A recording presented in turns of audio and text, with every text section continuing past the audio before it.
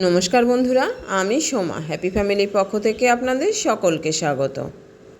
আশা করি সকলেই ভালো আছেন, সুস্থ আছেন। আমিও ভালো আছি বন্ধুরা। আর তাই তো প্রতিদিনের মতো আজও চলে এসেছি আমি একটা নতুন ধরনের রেসিপি নিয়ে। আজ আমি আপনাদের সঙ্গে শেয়ার করব ছোলার ডাল আর আলু দিয়ে তৈরি একটা দারুণ রেসিপি। আর এই রেসিপিটা দেখতে হলে বন্ধুরা বারবার ভিডিওটি স্কিপ না করে একটা লাইক দিয়ে সম্পূর্ণ দেখার অনুরোধ রইল।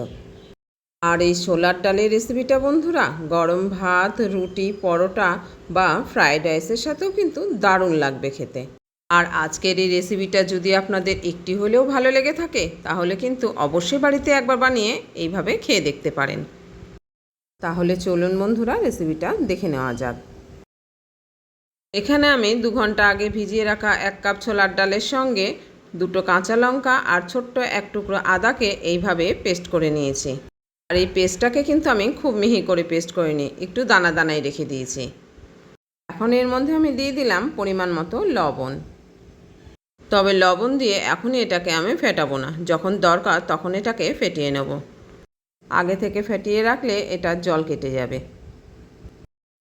আর এদিকে আমি একটা বাটিতে নিয়ে নিয়েছি মাঝারি সাইজের একটা পাকা টমেটো, ছোট ছোট টুকরো করে নিয়েছি 6 টুকরো রসুন আর ছোট 1 টুকরো আদাকে এইভাবে আরও ছোট ছোট টুকরো করে নিয়েছি। আর এর সঙ্গে নিয়ে নিলাম আমি 1 মুঠো চিনেবাদাম। এখন আমি একটা ছোট মিক্সি জার নিয়ে নিয়েছি, এর মধ্যে এখন আমি এই সবগুলোকে নিয়ে নেব। তো দেখুন বন্ধুরা, প্রথমে আমি চিনেবাদাম নিলাম আর পরে টমেটো, রসুন ও আদাটাকেও নিয়ে নিলাম। এবার এর মধ্যে আমি দিয়ে দেব সামান্য পরিমাণে জল, খুবই সামান্য পরিমাণে। এবার এর ঢাকা আটকে আমি এটাকে সুন্দর একটা মিহি পেস্ট করে নেব। আর এখানে কিন্তু বন্ধুরা আপনারা চাইলে 2টো কাঁচা লঙ্কাকেও পেস্ট করে নিতে পারেন এর সঙ্গে। এখন পেস্টটি আমার রেডি হয়ে গেছে। এদিকে গ্যাস ওভেনে আমি একটা কড়াই বসিয়ে দিয়েছি আর ওভেনটাকেও আমি অন করে নিলাম। এখন কড়াইটাকে খুব ভালো করে গরম করে নিতে হবে। কড়াইটা গরম হয়ে গেছে, এখন আমি এর মধ্যে দিয়ে দিলাম পরিমাণ মতো সর্ষের তেল। এবার তেলটাকেও আমি গরম করে নেব। তেলটা গরম হয়ে গেছে আর এদিকে আমি গোটা মশলাগুলোকে রেডি করে নিয়েছি। এখানে আমি ফোড়নের জন্য সামান্য পরিমাণে সাদা জিরে, মৌরি ও কালো সর্ষে নিয়েছি আর একটা চেরা শুকনো লঙ্কা দিয়ে এটাকে আমি গরম তেলের মধ্যে দিয়ে দিলাম। ফোড়নটা দিয়ে যখন সুন্দর মিষ্টি একটা গন্ধ বেরোবে তখন আমি দিয়ে দিলাম ডুমো করে কেটে রাখা এই আলুগুলোকে। এখন এই আলুগুলোকে কিন্তু ভালো করে ভেজে নিতে হবে। আলুগুলো দিয়ে একটু নেড়ে চেড়ে নিয়ে আমি এর মধ্যে দিয়ে দিলাম সামান্য পরিমাণে লবণ। লবণ দিয়ে আবার এটাকে খুব ভালো করে একটু নেড়ে চেড়ে দিলাম। আর আলুটা ভাজার সময় খুব তাড়াতাড়ি যেন সেদ্ধ হয়ে যায় এই জন্য আমি কড়াইটাকে একটা ঢাকা দিয়ে ঢেকে দিলাম।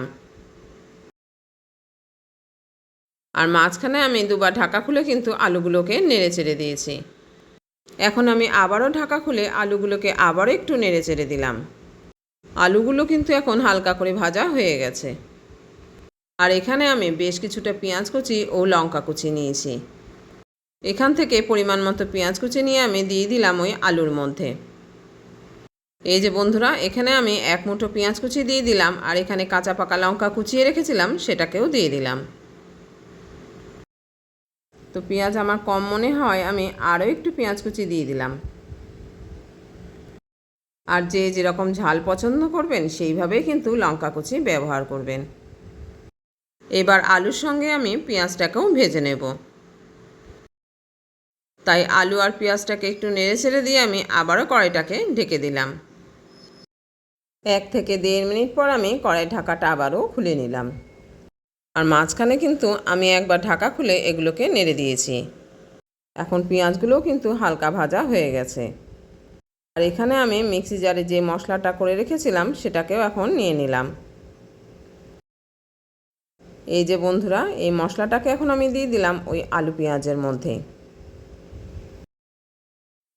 এই যে বন্ধুরা, পুরো মশলাটাই কিন্তু আমি এখন এর মধ্যে দিয়ে দেব।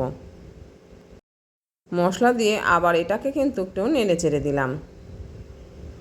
যেহেতু এতে বাদাম দেওয়া আছে কড়াইতে কিন্তু এটা লেগে যাওয়ার সম্ভাবনা আছে। এখন মিক্সি জারে লেগে থাকা এই মশলাটাও কিন্তু দিয়ে দিলাম কড়াইতে।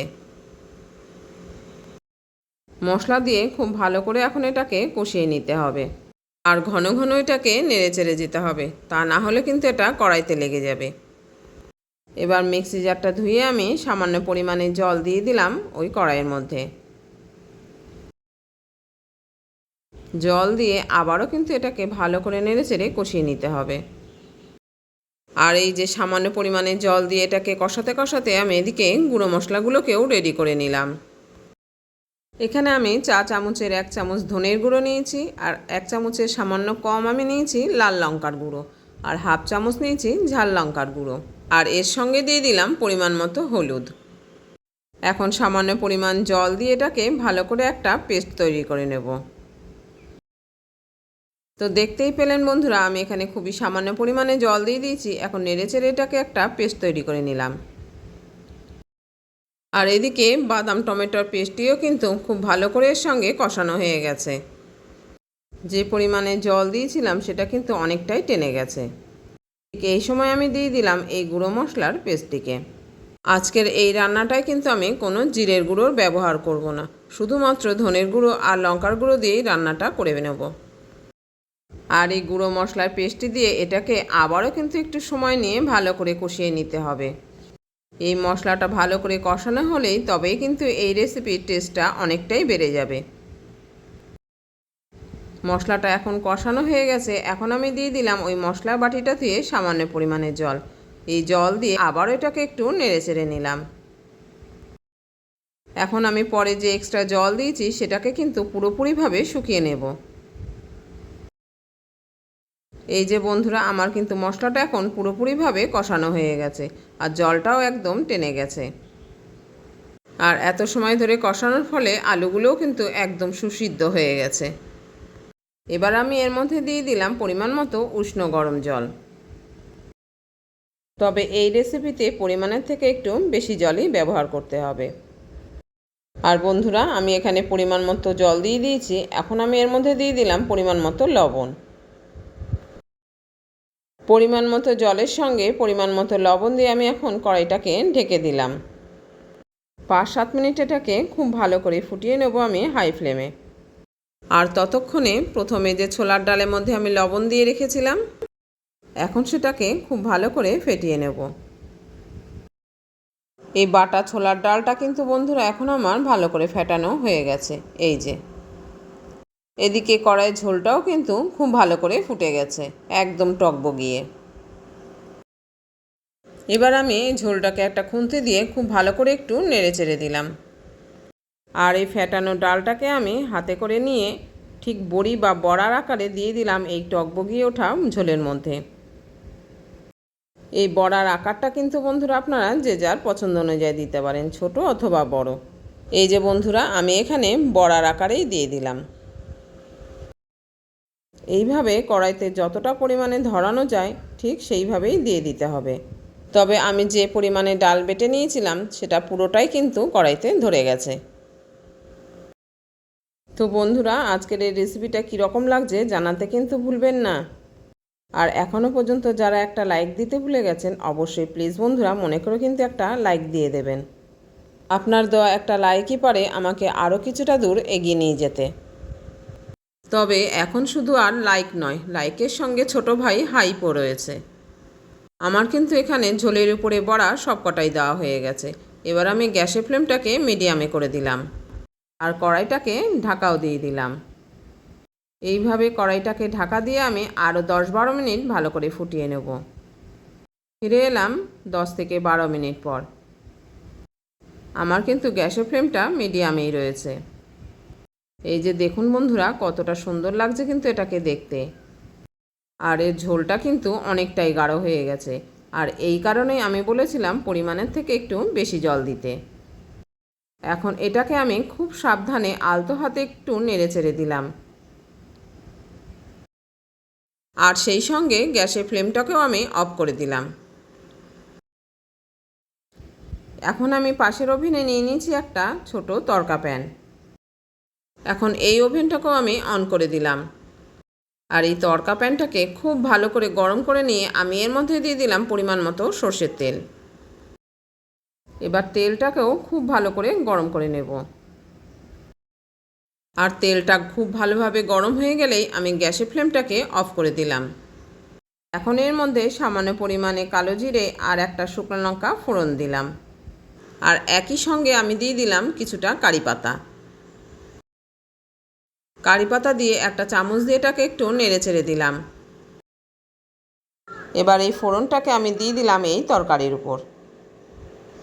তবে এই ফোড়নটা রান্নার শুরুতে প্রথম যখন আমি কড়াইয়ে তেলের সঙ্গে ফোড়ন দিয়েছিলাম তার সঙ্গে দুটো কারি পাতা দিলেই কিন্তু হয়ে যেত, তাহলে আর শেষে দেওয়া লাগতো না। তবে এইভাবে শেষে ফোড়ন দিলে এর টেস্টটা কিন্তু সম্পূর্ণই পাল্টে যায়। এখন আমি কড়াইটাকে ঢেকে দিলাম 2 মিনিটের জন্য। 2 মিনিট পর আবার কড়াইটাকে খুলে নিলাম। এই যে বন্ধুরা, আজকে আমাদের ছোলার ডালের রেসিপি কিন্তু রেডি। আর এই রেসিপিটি যদি আপনাদের ভালো লেগে থাকে তাহলে লাইক, কমেন্ট ও শেয়ার করতে ভুলবেন না। চ্যানেলে নতুন বন্ধু এসে থাকলে চ্যানেলটিকে সাবস্ক্রাইব করে অবশ্যই আমার পাশে থাকবেন। আজ এই পর্যন্ত বন্ধুরা, ফিরে আসি পরের ভিডিওতে অন্য কোনো রেসিপি নিয়ে। আপনারা ভালো থাকবেন, সুস্থ থাকবেন আর এইভাবেই আমার সঙ্গে থাকবেন। আর এত সময় ধৈর্য সহকারে যে সকল বন্ধুরা আমার সঙ্গে রয়েছেন, আপনাদের জন্য রইল অনেক অনেক ভালোবাসা। আপনারা ভালো থাকবেন, সুস্থ থাকবেন।